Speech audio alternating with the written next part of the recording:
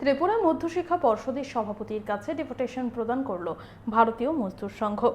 শূন্যপদ পূরণ, কর্মচারীদের প্রমোশন, পানীয় জলের সমস্যা সহ বিভিন্ন বিষয় নিয়ে সোচ্চার হয় ভারতীয় মজদুর সংঘ। ডেপুটেশনের আগে পর্ষদ ভবনের সামনে বিক্ষোভ কর্মসূচি সংগঠিত করা হয়েছে।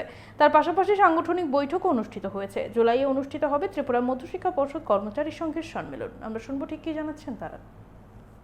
আমাদের এখানে যখন পর্ষদে আমি 1991 সালে যোগ দিয়েছিলাম, তখন আমাদের কর্মী সংখ্যা ছিল 151 জন। এখন সংখ্যা কমতে কমতে দাঁড়িয়েছে মাত্র 52 জনে আমরা আছি। এই যে 100 জন আমাদের কর্মী রিটায়ারমেন্ট গেল, অথচ রাজ্যের বেকার এত সমস্যা, এখানে কোনো রিক্রুটমেন্টের কোনো ব্যবস্থা গ্রহণ করা হয়নি। কর্মী স্বল্পলতায় এখানে পর্ষদ অফিস ঢুকছে, পর্ষদ অফিসে ভীষণ সমস্যা হচ্ছে কাজের।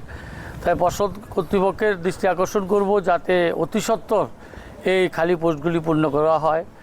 আমাদের বাইরে থেকে ত্রিপুরা মধ্যশিক্ষা পর্ষদে প্রত্যেক দিন 200-300 মাস্টারমশাই আসেন বা ছাত্রছাত্রীরা আসেন। এখানে পানীয় জলের সমস্যা, জলগুলি জল পান করতে পারে না, একটা জলের ব্যবস্থা পর্যন্ত আমরা এখনও করে দিতে পারিনি। তারপরে প্রমোশনের অনেক সমস্যা আছে।